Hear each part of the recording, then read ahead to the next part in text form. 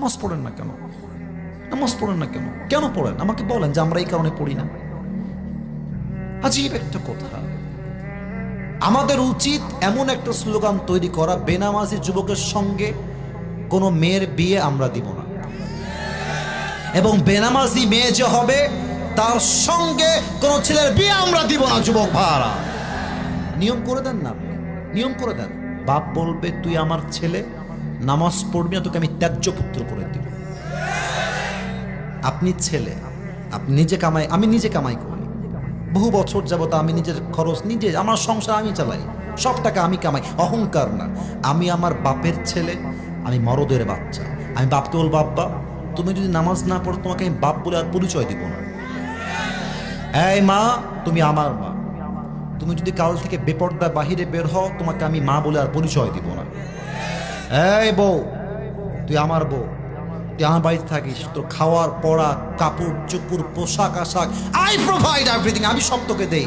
তুই নামাজ পড়বি না, তুই বোরকা পড়বি না, তুই পর্দা করবি না, তোকে ভালো করে বোঝাবো, বুঝো জান, বোঝার চেষ্টা করো, বুঝবা না তোকে তালাক দিয়ে রেখে দেব।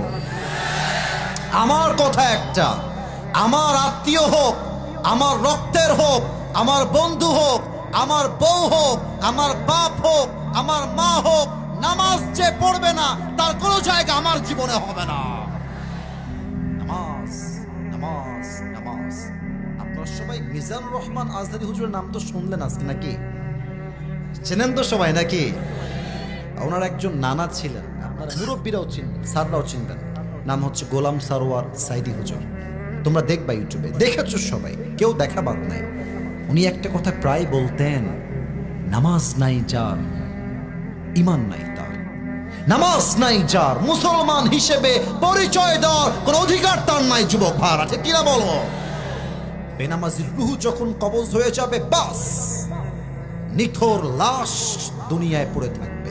বেনামাজি মুরব্বীর সামনে যখন মালাকুল মউত আসবে, বেনামাজি যুবকের সামনে যখন মালাকুল মউত আসবে, হাদিসে আসে তার দেহের রং হবে নীল, পুরোটাই নীলাভ বর্ণের চেহারা হবে, আর চোখটা হবে লাল টকটকে চোখ। হাদিসে এও আসছে মালাকুল মউতের দেহ হবে বিশাল লম্বা, পা থাকবে জমিনে হেট তথা মাথা থাকবে আকাশ বরাবর বিশাল। তার দেহের কালো পোশাক এতটা ভয়ঙ্কর হবে, হাদিসে আসছে বেনামাজি যখন মালাকুল মউত কিভাবে দেখবে, হঠাৎ করে তার ভয়ঙ্কর চেহারা দেখে বেনামাজি পুরো দেহের মধ্যে একটা ভূমিকম্প তৈরি হয়েছে, থরথর